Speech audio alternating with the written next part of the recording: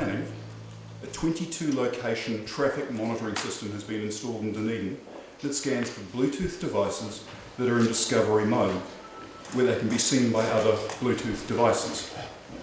When the monitoring system sees a Bluetooth signal, it records what's called a MAC address. A MAC address is a 12-digit number that is a unique identifier, the way a car number plate is a unique identifier of a particular vehicle. The system then tracks those MAC addresses from point to point around the city to see where the device goes until it becomes inactive, or it hasn't been seen for a period of a bit less than an hour. In an attempt to anonymise the data afterwards, each MAC address is allocated another unique number, and then it's deleted when it's inactive, leaving the newly allocated reference numbers only. I know this because on February 13th, I approached the DCC Transport Engineering and Road Safety team and received an emailed reply on the same day about how the system works. I then went back to them again that afternoon with a number of concerns to which I am yet to receive a response. These concerns, and a few others, fall into 4 areas.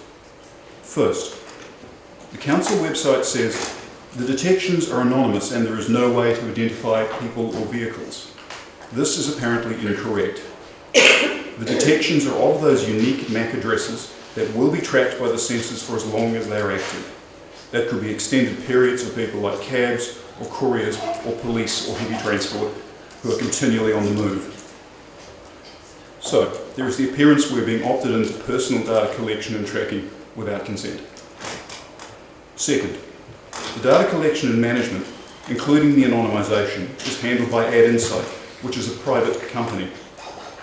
Given AdInsight's webpage makes no mention of anonymisation I can find, and claims that AdInsight records everything and allows you to interrogate the data any way you like, what processes does the DCC have to audit AdInsight's data handling? Is there an external audit of the technical, legal and ethical aspects of DCC projects that seek out personal information before it gets green-lit? If not, why not? Third, if data is made anonymous, there are side effects. There's no raw data to check back against, making it impossible to do things like diagnose the cause of any anomalies. It also removes the ability to collect longitudinal, day-after-day data, so there's no way to look for trends or variations over time. For example, effects of bad weather or the cruise ship season on individual people's movements. To quote a 2014 Price Waterhouse report on data anonymisation, anonymisation is an irreversible process that removes the ability to identify the data subjects, which may devalue the data such that it is no longer of any use. How useful is the data from the monitoring actually going to be? Fourth, how representative and reliable is the sampling as executed? A lot of people on lower incomes make do without all the Bluetooth-enabled governors out there, including modern Bluetooth-enabled cars. How accurately is tracking like this going to reflect the movements of, say, older residents with mobility issues rather than wealthy visitors laden with devices? That uncertainty prompts me to ask a couple more questions. Given the data is being collected in the middle of the cruise season, isn't that a little like using winter rainfall figures to do your year-round water planning? And is this data going to be used to reshape our city for the benefit of residents or visitors? In summary, there's a lot riding on transport planning to meet the needs of Dunedin's people.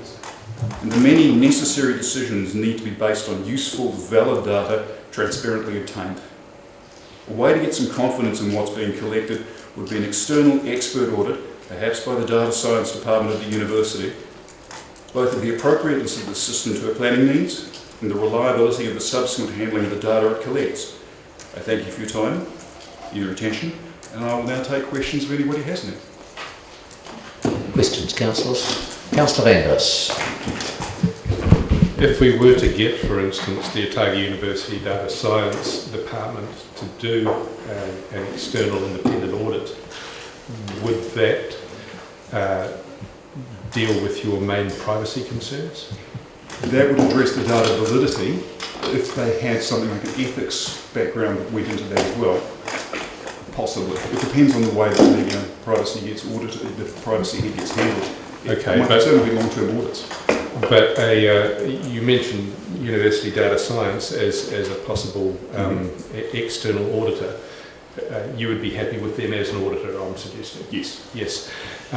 It wouldn't, however, deal with your concerns about the data not being able to provide long-term trends, account for weather anomalies, cruise ship anomalies, or make any long-term really valuable contributions. So even if we were to get an external audit, you're basically saying that the data is of very limited use anyway, and why would we do it? That's still very much to be determined, but it does need to be validated, I believe.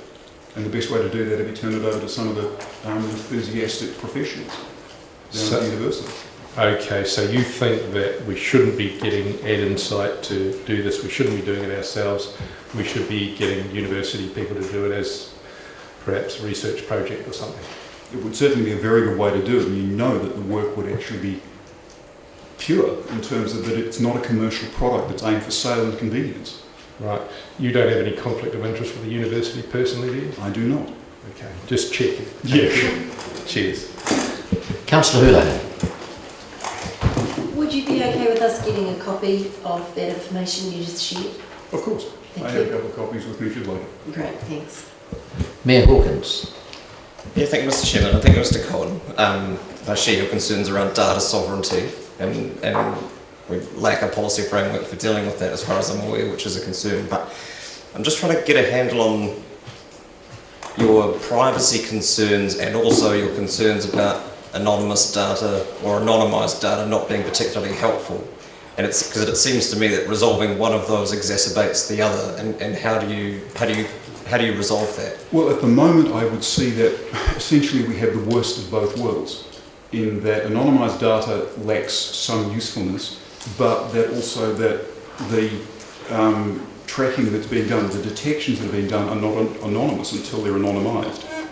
I know that's a slightly circular statement, but essentially the information in data sovereignty is that all of this data is collected, it's given to a private organisation to manage. Do we know what goes on inside their proprietary systems? I can't tell. So that's something that will need to be taken up with council staff who actually initiated this. Beyond that though, the anonymised data, I think we're missing a lot of valuable information. And just one more question. I'm just trying to get a sense of what your recommendations are, if you like. Is your suggestion that these projects should be handled internally by council as opposed to outsourced to private contractors and proprietary systems? Is that your solution for getting around that, or I would else? say that there's nothing wrong with using private contractors, provided the data validity of what the private contractors provide is assessed by experts who have no vested interest with them. Thank you. Councillor Elder. Just a question. You have some concerns about data gaps, given not everybody has Bluetooth, etc. So could you comment more on that? Well, the data gaps really do come down to the same things as you're tracking Bluetooth devices. A lot of people carry them now, very large number of people don't. Again, another question for the data scientists is what proportion of Dunedin's residents carry Bluetooth devices? No one knows, I'm pretty sure. And the last census demonstrated huge gaps in accessibility to information, etc. And I was just concerned about that, how we track gaps. It's essentially, I would bet with nothing except a guess that wealth correlates very strongly with the possession of Bluetooth devices. Councillor O'Malley. Mr. Cohen, I'm just going to sort of follow up on his worship's questions. You made the statement that if you anonymise the data, you effectively cannot go back and find the original user, and therefore... If it's fully anonymised, no. So if that's been met, then what's the privacy issue? That the information being collected is not anonymous. The detections are not anonymous, even though they're anonymised later. So would you like staff to be able to check on how that is collected, so that there's a guarantee that it's not being stored somewhere else before it gets anonymised? I would want some information back from the private vendor about the way that they handle the information. Very good, thanks. Can I ask a question of staff? I know, I'm looking at the chair. I am looking at the chair, but he's not looking. Mr. Chair, may I ask a question of Mr. Drew, who's the head of infrastructure? You happy to take a question? Is it true, when we've had this discussion, that we've talked about the issue that not everybody will have a Bluetooth device, and what you're going to do is combine that with tube counters so as to work out the proportion of vehicles in that area that are carrying it and those that are not, and then use that as a normalising factor? Cool. And then with the device identifiers that are being used, is the vendor capturing all the numbers, or are they carrying a truncated version of those numbers?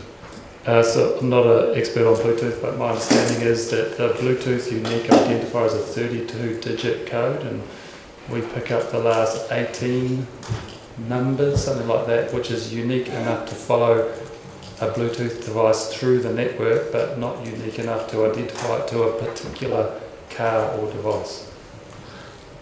Very good. Thank you.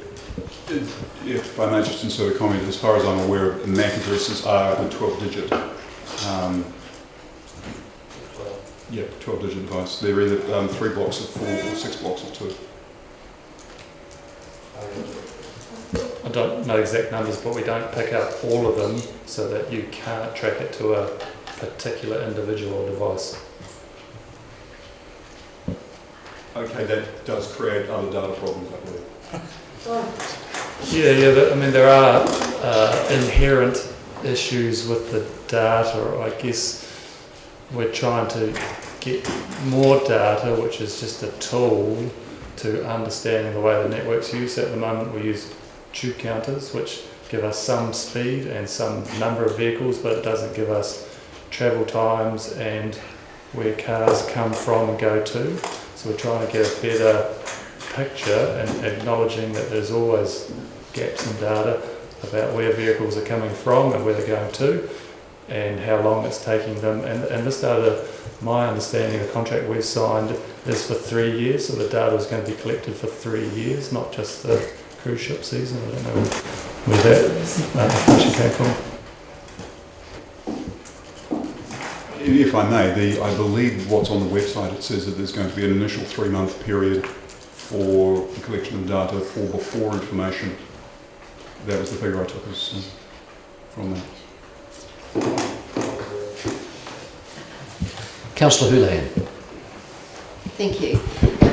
So can I just clarify, are you thinking that if you had your cell phone in the car and your Bluetooth was turned on, that we'd then be able to be tracked? Is that what you're saying? If the cell phone is in discovery mode. So it has to be in, does that mean turned on, or what do you have to do to get into discovery mode? Discovery mode basically means it's looking for other Bluetooth devices. All right, so if it was searching, so if it wasn't, so if you just had your phone on, would that be enough, or you think that your Bluetooth would have to be turned on? It depends on the way you've got it set up. Right. Do you have a concern that this perhaps hasn't been publicised as much as the public should know, but that they're going to be, you know, I personally believe monitored without their knowledge? Yeah, exactly. I personally believe that this should have been much plainer. I'm simply one of the few people who's actually noticed this. Yeah, I hadn't heard of it before. Thank you. Councillor Raddick. Yes, just for the purpose of clarity and simplicity, is your prime concern in the gap between the data collection and the data processing, the anonymity of that data? And so it looks like we collect it all, verify all, and then it's anonymised. And what happens to the data in that gap? Is that your prime concern? There are two concerns. One is about the data collection itself, in terms of the detections themselves are not anonymous. And my other concern is that genuinely anonymised data is a great deal less useful than it could be. Yes. So just coming back to what Mr. Drew said, given that they collect, that the data is going to be collected and it's semi-anonymised, that is to say the code, the MAC address or whatever address is truncated so that we do have enough of the data to keep each individual unique, but not enough data to identify each individual. And so for our purposes of traffic monitoring, it works well, but it still leaves the driving public anonymous. Does that actually satisfy what a key point that you're getting at? To be honest, I would need to work my way down to the technical detail on that to know. This is new information for me. Yes, on the face of it. On the provisionally, yes. Thank you. Councillor Dalfiso. Thank you, Mr. Chairman. Thank you, Mr. Cohen. I'm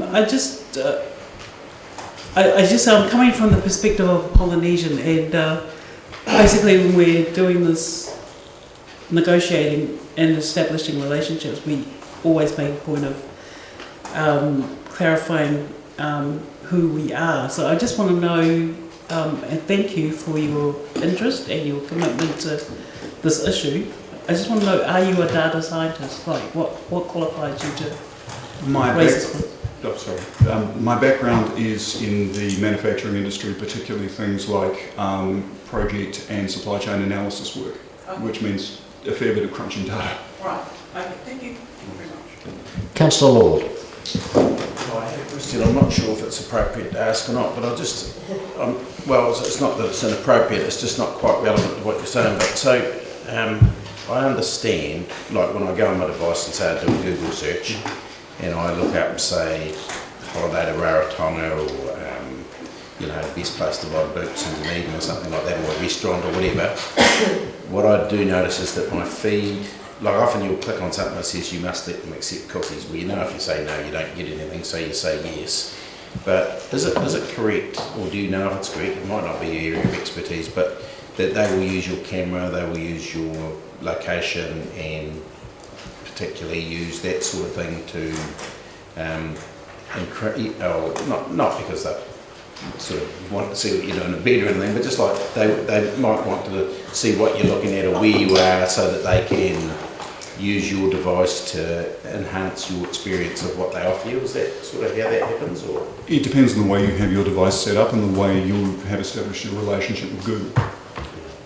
It depends on the browser you use, whether you have your location services turned on. It depends on whether you've opted out of everything in Google, because when you set up a Google account, it automatically opts you in. So there's a lot of variables in there. The creepy thing is when you drive out of somewhere like, I stopped at Wooingtree a few weeks back to pick up a couple of bottles of wine on the way home. And it proceeded to, I got an email asking me for a review of Wooingtree on the way out the gate. That's just creepy. Yeah, I've had those things. Yeah, I've had to drill down into the settings to actually disestablish all that. Yeah. Councillor Vandervis. Let's hope you don't have to make don't get asked similar questions driving away from the House of Pleasure.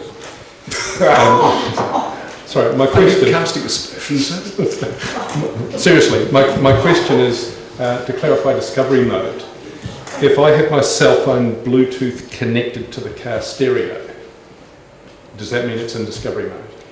Again, it's a maybe depending on the way things are set up. I have a car with modern Bluetooth in it. Yes. Which means every time I get into the car, it sees the car start up and it immediately starts to hunt for my phone. My phone also hunts for the car. Yes. And they automatically connect, which is disconcerting because I favour things like podcasts and talking books, and I can't switch the damn things off every time I turn on the car. But when it does that, is it in discovery mode? It is hunting. So, in my case, it would be in discovery mode all the time. Conceivably, yes. Yeah. Okay. Just wanted to clarify. Thank you. Questions seems to have dried up, so thank you, Mr. Carr. Thank you for coming and talking to us about that.